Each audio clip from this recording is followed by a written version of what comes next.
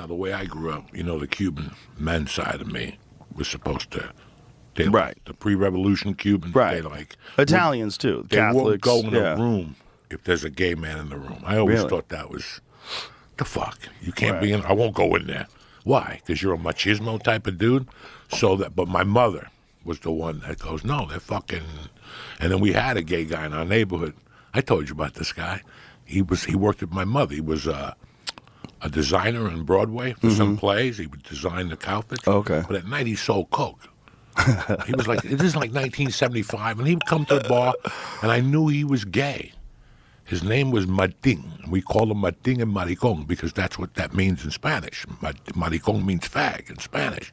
So that was his open name in the Cuban community. But one day he came into my mother's bar, and there was two bookies. I was like a kid. I was playing that shuffleboard. Remember when you played the sawdust and you sprayed it? I'm playing the shuffleboard, and he was right there. And the two bookies were in the corner. And the one guy goes, look who it is, Martin and Maricon. And this motherfucker pulled out a 32. Oh, Jesus. And he goes, listen, I'm going to tell the both of you that unless you suck my dick or I fuck you in the ass, you don't have the right to call me Martin the fag. So say it again, I'm going to shoot both of you. And my mom is yelling at him, Martin, Coco's behind you. If they start shooting at each other, I'm right here. I lift my head up. I'm like, oh, and Martin's like, and all of a sudden Martin left. So the next day, I guess he called my mother to apologize. And my mother made Martin come and apologize to me. And when he opened the door, and he was like, I'm very sorry about pulling out the gun, I go, fuck that. You're my new Charles Bronson. I gave him a fucking hug, and he became my best friend after that. And I respected him because he was going through hate. Yeah, really. Like in the mid-'70s, he would come back once a week with a black eye or a busted lip. He went to a bar in the village, and there'd be guys waiting for him on the way out. And I always respected that dude. Like, always respected him for that. The problem with bullies and bigots and all people that attack people like that is the same problem in all walks of society. It's weak men. It's almost always just weak men. Weak, stupid men that want to find someone to pick on. Want to find someone that's not bothering them at all and fuck with them because they're weak. That's all it is. That's all it is. But that's all it is. Like the woke people that scream at you and want you to do what they want. The people that want to like spray paint swastikas on Teslas. It's the same thing. It's weak men. Mostly weak men. A bunch of crazy women.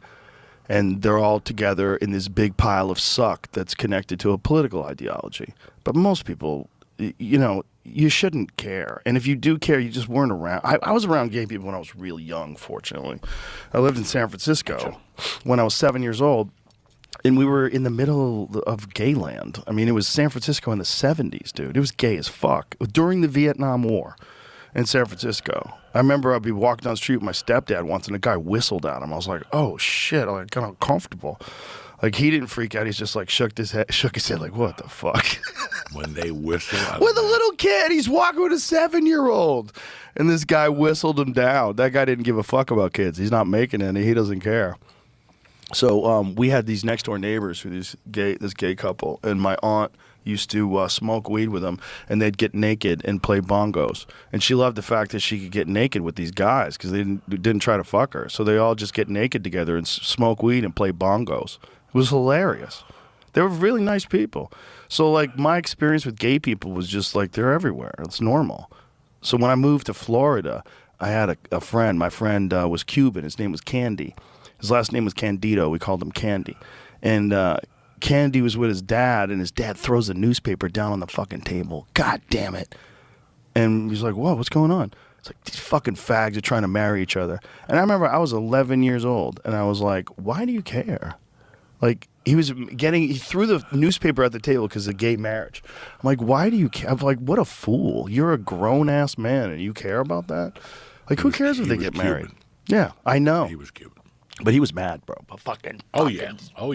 They want to try to get married. Because, you know, they've been fucking with gays with marriage forever. It's so wrong, man. It's so wrong. There's nothing. Listen, I see it, and it doesn't bother me at all. This young generation, no dick. And I did the fucking research. When I was growing up in the 70s, you got a thermometer in your asshole. Yes. They used to put a thermometer in your asshole. Think of the result of what that did to people. If we go backwards, we're going to see how many people are gay because for years they were getting a thermometer put in their asshole. Just like everything else. Doesn't bother It's me, just though. there's a certain percentage of society that are just born gay, and there's plenty of them to hang out with each other, and they should be your Scott! friends. Yes, Scott. No, the football player. Oh yes, Scott. That's his first name. Now we got to work on his last name. God damn it. Scott. Yeah, I need to call somebody. Otherwise, this is. Do you got Matty Kirsch's number? We should call Matty Kirsch. He would know. No. That's going to drive me nuts. Somebody from Houston would know. Because I don't want to call somebody online and have to describe him. And then people go, oh, well, you described Scott. Well, what I was Not thinking you were Simpson. saying was Jeff Scott. Jeff Scott from the Comedy Store is No, another example of a another gay guy. guy who was our brother. Brother.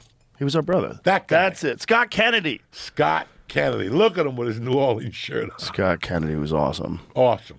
Sorry, I forgot his name, but he's not around to be embarrassed. How did Look he at him. die? I don't know. Look at him with Craig Ferguson. He always had football jerseys on. Always. I mean, He that guy did not look gay. Like, he looked No. like a big old football player. Like, you could see him in the backyard, you know, like smoking a whole hog with a bunch of boys drinking Bud Lights. But here's the problem. Here's what I felt from Scott. Because I met him in Houston, and then we connected in L.A. like 2000. When he hugged me, I didn't feel threatened. No, not at all. When Jeff Scott hugged me, Never. I never no, felt no, threatened. no. I have to. Eric Rocha, when he hugs me, the kid at the Comedy Store, I hug him with all my fucking heart. And I don't even feel that type of shit. I never felt that. I've only felt that once ever from one comedian, and it was at the Montreal Comedy Festival, and he was drunk, and he wouldn't stop. He kept touching me, too. Kept touching me and telling me he wanted me to take me upstairs. Yeah, that was very unfortunate.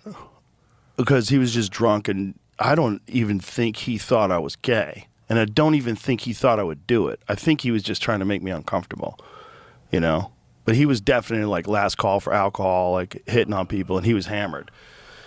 But I was thinking, like, imagine being a girl and this is happening, where you fear for your life. Because I threatened him. I said, dude, I'm going to stomp a fucking hole in your chest if you keep doing this. Leave me alone. And that was enough. But if you're a girl, you can't say that. If you're a girl, you got to go, seriously, leave me alone. You got to find authorities. You got to go to the front desk, go to the bar, like the checkout people, and say, "Can you guys call the police, please? This guy, I don't want to walk to my car. Can someone walk me to my car?" You got to be worried about that. That sucks. But that's rare with guys. That's not happened to me once in 57 years, where a guy uncomfortably hit on me and wouldn't stop. Well, one other time at the store, but that wasn't as blatant. It was just he kept touching me. Like, stop fucking touching me. You know, there's gay guys that like push those limits. Like, if you were a girl and a guy kept putting his hand on your leg, you'd be like, hey, stop doing that. Like, why do you keep grabbing me? Why do you keep touching my body?